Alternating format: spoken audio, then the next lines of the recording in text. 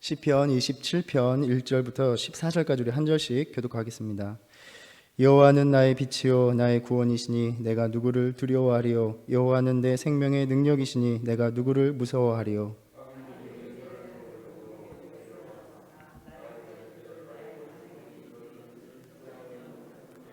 군대가 나를 대적하여 진칠지라도 내 마음이 두렵지 아니하며 전쟁이 일어나 나를 치려 할지라도 나는 여전히 태연하리로다.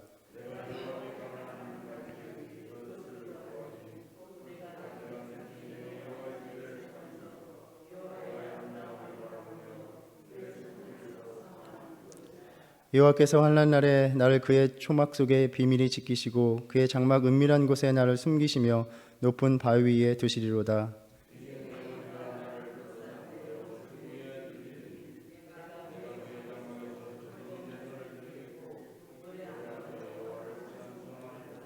여호와여, 내가 소리내어 부르짖을 때에 들으시고 또한 나를 긍휼히 여기사 응답하소서.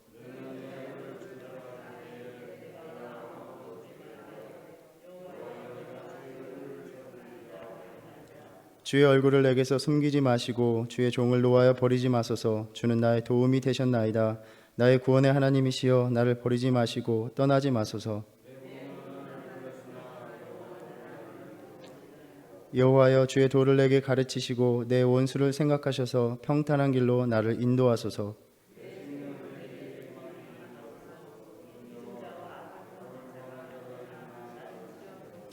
내가 산자들의 땅에서 여호와의 선하심을 보게 될 줄 확실히 믿었도다.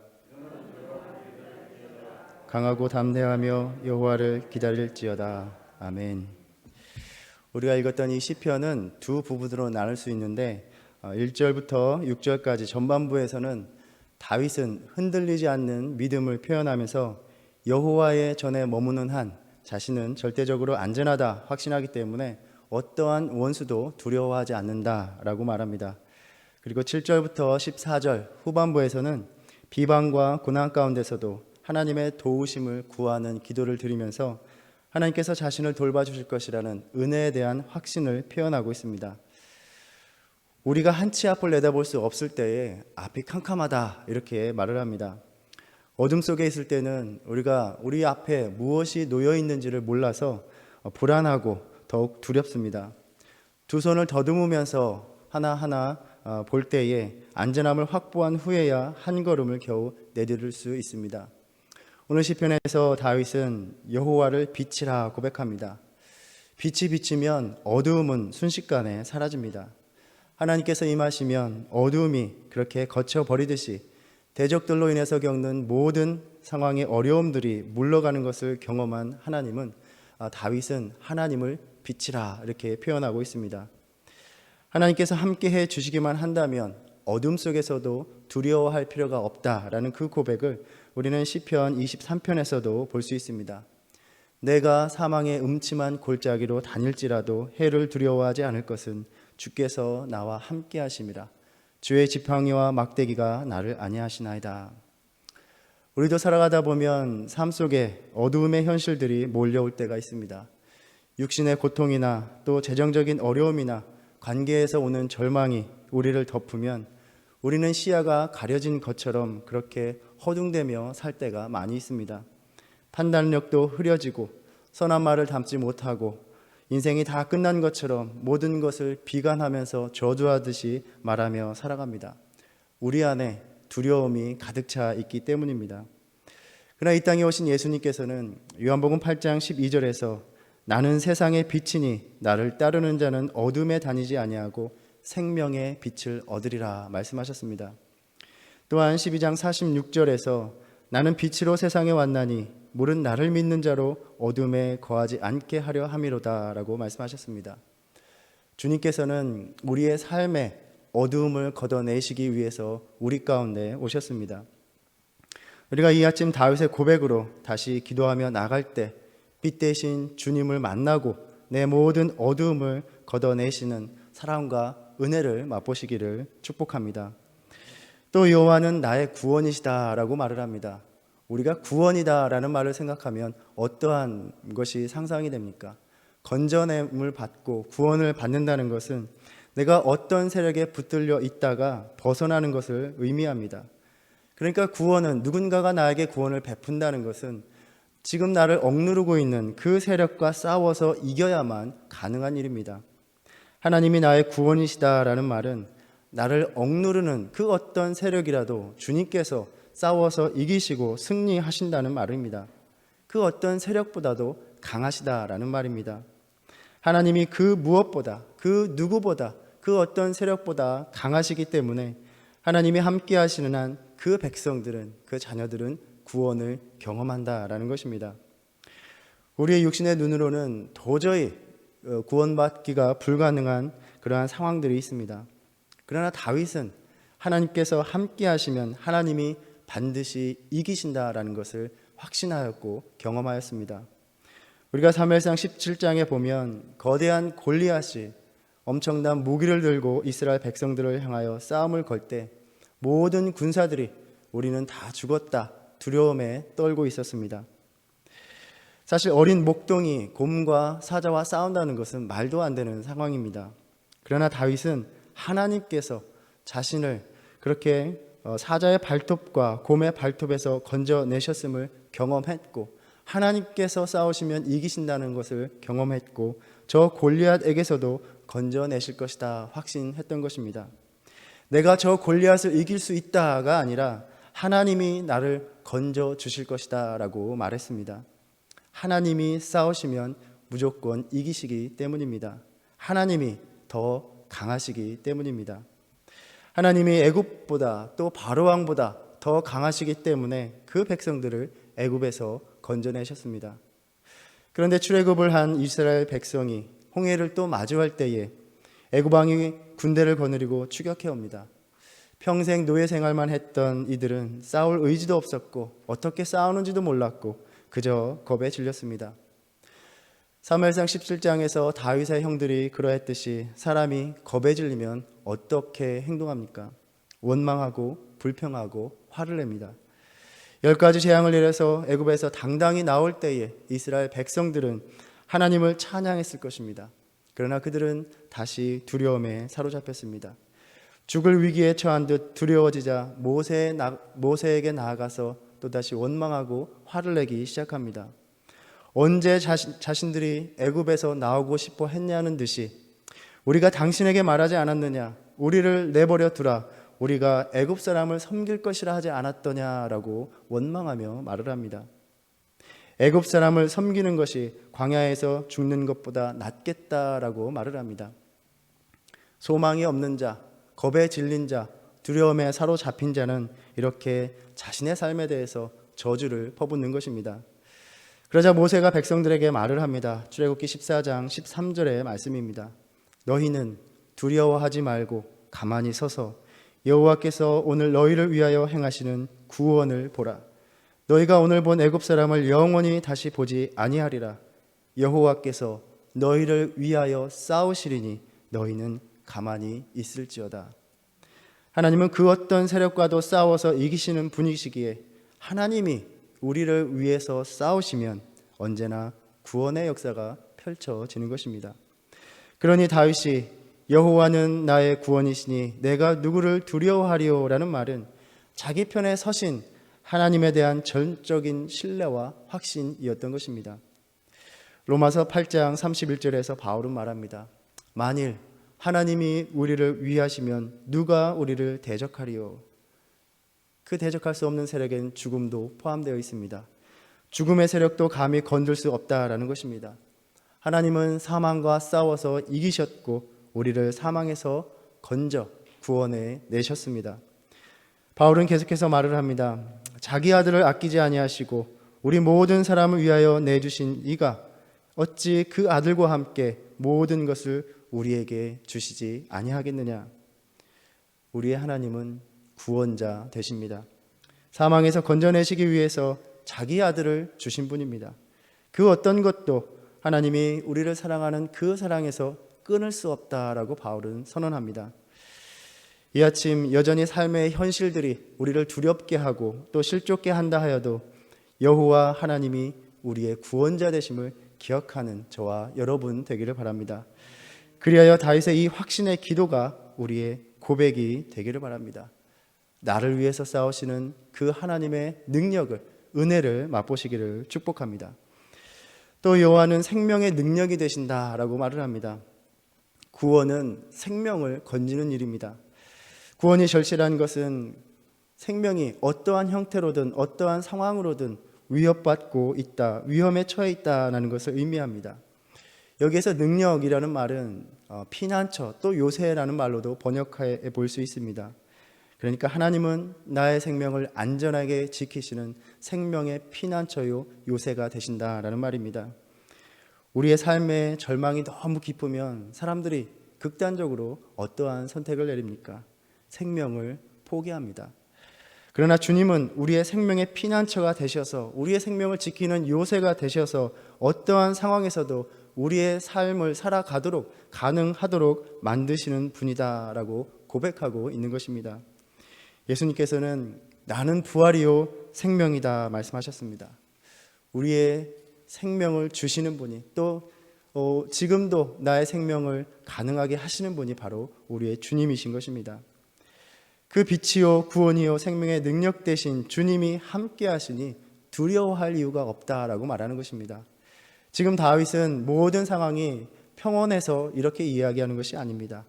대적들에게 둘러싸여 있습니다. 악인들이 자신의 살을 먹는다라는 표현처럼 자신을 해하려 하고, 또 군대가 자신을 향해 전쟁을 벌여 죽이려 하지만 주님께서 함께 하시니 전혀 두려워할, 무서워할 이유가 없는 것입니다. 그 주님이 나의 생명의 요새가 되시기 때문입니다. 그러니 다윗이 오직 바라는 것, 그 한 가지는 무엇입니까? 환난 날의 한 가운데서도 나의 생명을 지켜주시는 그 주님과 함께 하는 것입니다. 오늘 말씀에서 내가 여호와께 바라는 한 가지, 그것을 구하리니 곧 내가 내 평생에 여호와의 집에 살면서 여호와의 아름다움을 보며 그의 성전에서 사모하는 그것이라. 내 평생에, 그저 어느 한순간 내가 감동에 벅차오를 때 한순간이 아니라, 또 일시적인 그러한 감정이 아니라 내 인생의 모든 날 동안 주님의 전에 거하며 주님의 영광을 마주하는 것, 그것이 자기가 바라는 한 가지다라고 말하고 있습니다. 5절과 6절은 하나님의 성전에서 바로 주님의 보호하심을 확신하면서 하나님의 임재를 경험하는 그 기쁨을 노래하고 있습니다. 하나님의 임재를 맛보는 우리의 모든 삶의 영역이 성전이 된다라고 할 때 시편 기자는 바로 자신의 일생 동안 하나님의 면전에서 살아가는 그 삶을 살고자 하는 간절한 열망이 안에 있었던 것입니다. 즉 자신은 평생 동안 하나님의 임재 안에 있는 예배자의 삶을 살고자 원하고 바랐던 것입니다.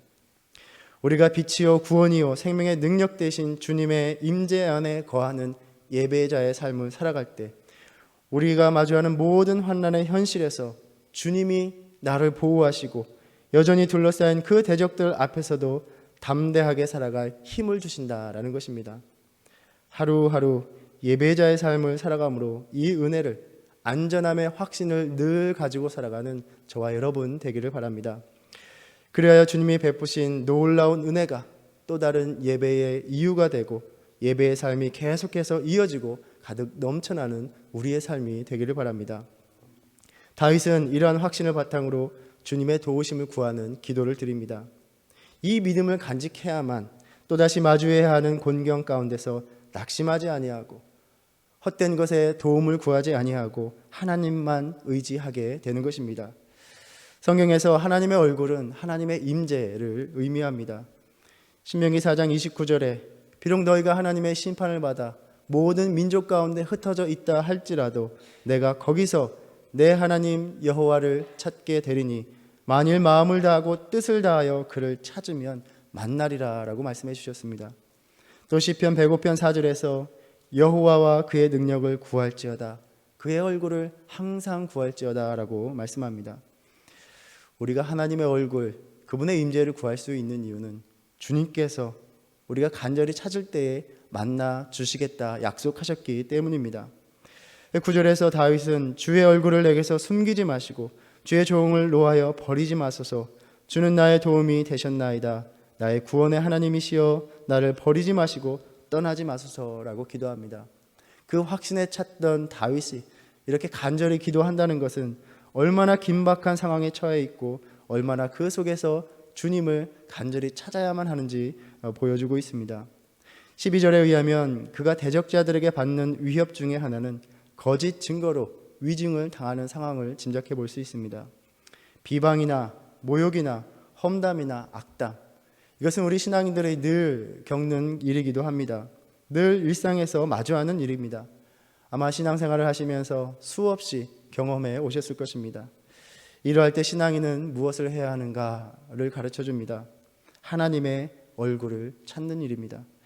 함께 비방하고 모욕하면서 맞서는 것이 아니라 하나님의 얼굴을 찾고 생명의 요새여 생명의 피난처 되신 주님의 임재 앞에 다시 나아가는 것입니다. 특별히 기도자는 오늘 말씀에서 하나님의 사랑과 육신의 부모의 사랑을 비교하고 있습니다. 내 부모는 나를 버렸으나 여호와는 나를 영접하시리다. 이 말은 말 그대로 내 부모가 나를 버렸다라고 문자적으로 이해하기보다는 부모처럼 또 부모와 같이 나와 가장 가까운 사람들, 친밀한 관계도 인간인 이상 도움의 손길을 뻗칠 수 없는 그 상황에 이를 수밖에 없는 그 한계를 의미하는 것으로 볼 수 있습니다. 요셉이 애굽으로 팔려갔을 때에 그 아버지 된 야곱은 아무것도 할 수 없었습니다.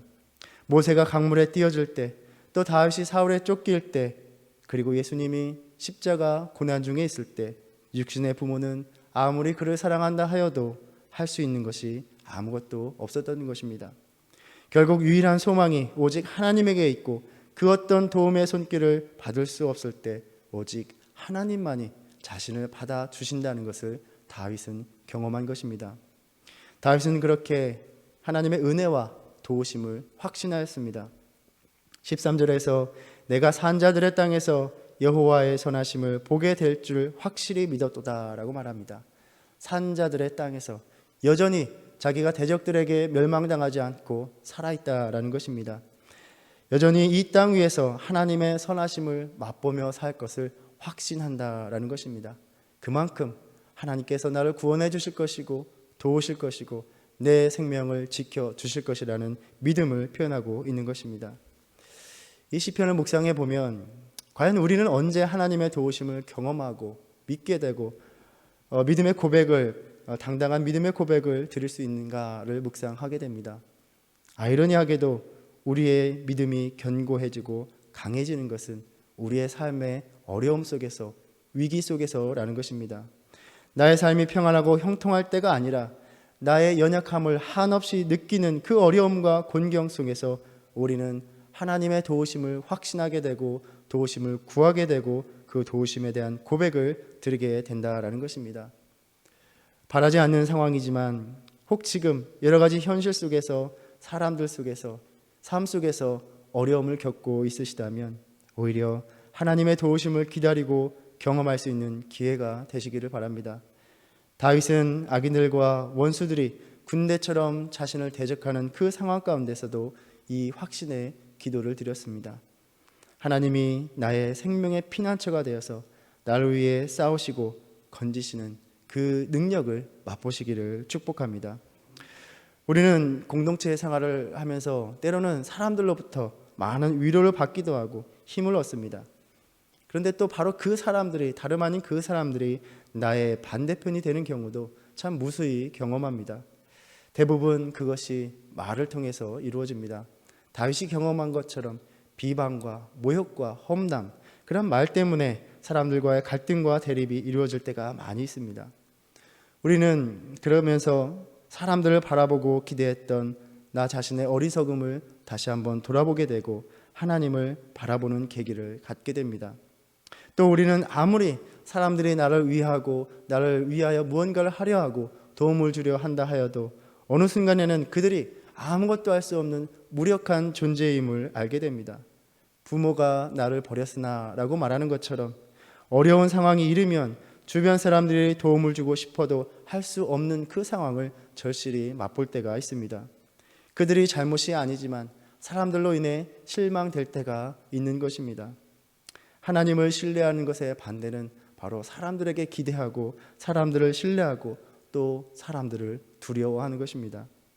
혹여 지금 사람들과의 관계 속에 어려움 속에 있다면, 또 사람들의 실망이 된다면 그 사람들에게서 다시 시선을 하나님께로 돌리시기를 바랍니다.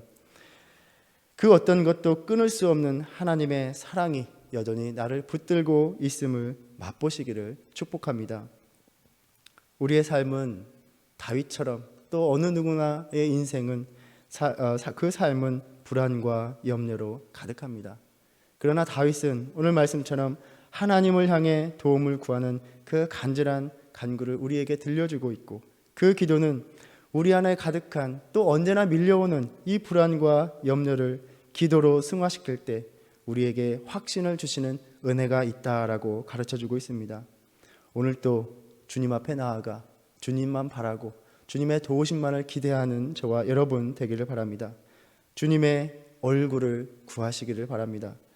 하나님의 뜻을 우리는 다 이해할 수 없지만 그저 계속해서 꾸준히 하나님의 임재 안에 머물고 있으면 우리의 고민과 걱정과 결정이 우리의 삶을 이끌어가지 않고 하나님이 우리를 이끌어가시는 것을 경험하게 됩니다. 부지런히 하나님의 얼굴을 구하고 그 임재 앞에 머무는 일, 그래서 우리가 부단히 힘써야 하는 한 가지는 바로 예배자의 삶, 예배자의 태도를 흐트러뜨리지 않는 것임을 우리는 깊이 새겨야 할 것입니다. 예배자의 삶을 살다 보면 하나님이 우리의 삶을 인도하여 주시는 것입니다. 그래서 예배가 무너지면, 우리의 삶에서 예배의 태도가 흐트러지면 우리의 모든 삶이 무너지는 것과 같습니다. 다윗은 그렇게 자신의 확신과 경험 속에서 모든 성도들을 격려합니다. 우리 14절 말씀입니다. 우리가 함께 다시 한번 읽어보겠습니다.